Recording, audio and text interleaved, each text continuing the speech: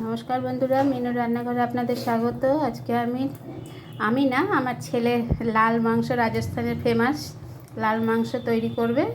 সেটা আগে খাসির মাংসটা ভালো করে ধুয়ে নিয়েছে। ধুয়ে এবার নুন, হলুদ, আদা রসুনের পেস্ট দিয়ে ম্যারিনেট করে রাখবে।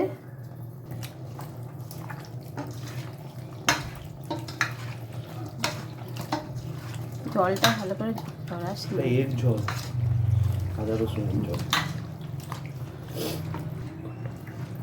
এবার এটাকে ঢাকা দিয়ে ঘন্টাখানেকের জন্য রেখে দেওয়া হবে।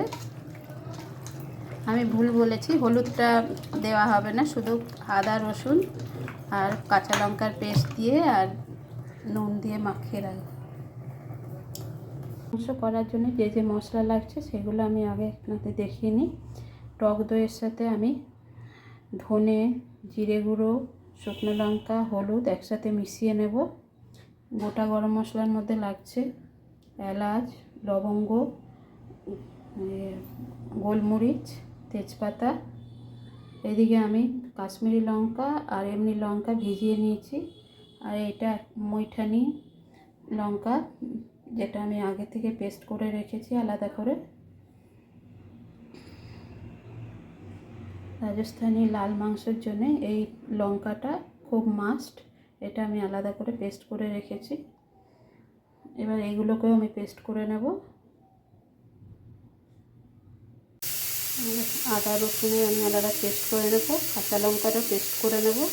কাঁচা লঙ্কাটা পরে আলাদা করে আমি পেস্ট করবো, সেই জন্য এতে দিয়ে নিই।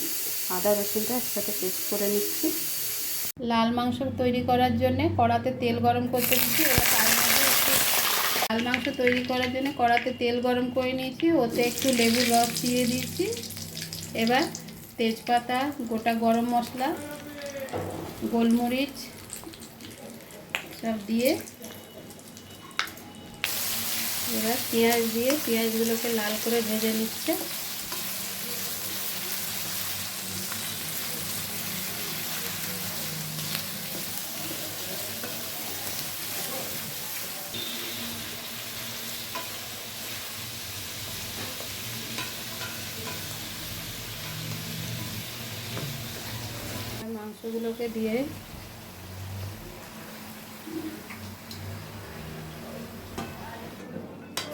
মাংসগুলোকে দিয়ে হালকা আঁচে ভালো করে নেড়ে একটু ভাজা ভাজা করে নিতে হবে।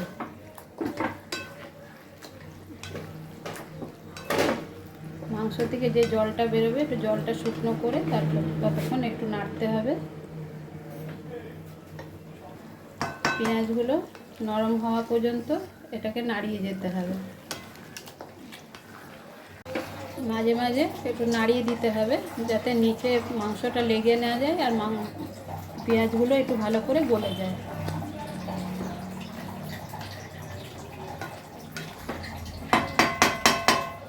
যে পেস্টটা তৈরি করা হয়েছিল, দই, জিরে, ধনে, শুকনো লঙ্কা গুঁড়ো, হলুদ, সেটা দিয়ে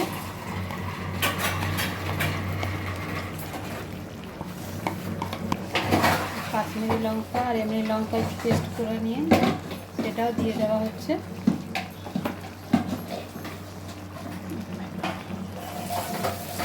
নাচটি লঙ্কার যেটা পেস্টটা আমি আগে করে রেখেছিলাম সেটাতেও দিয়ে দিচ্ছি। সব একসাথে মশলাগুলোকে দিয়ে আবারও মাংসটাকে ভালো করে কষিয়ে নিতে হবে।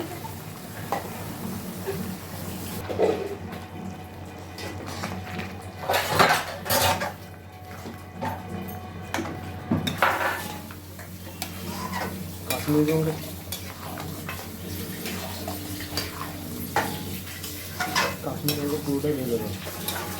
এটা পুরোটা দিয়ে দেবো।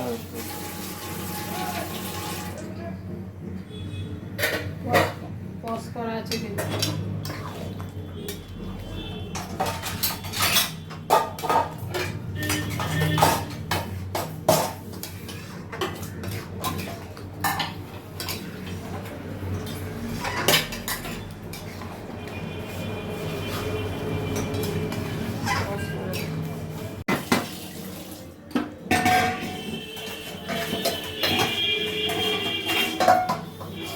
মাংসটা ভালো করে কষা হবে।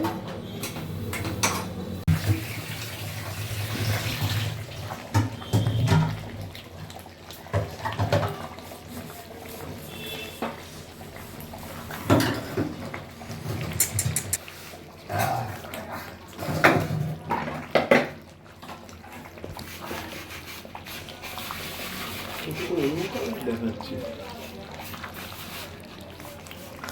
তৈরি আমাদের রাজস্থানের ফেমাস লাল মাংস।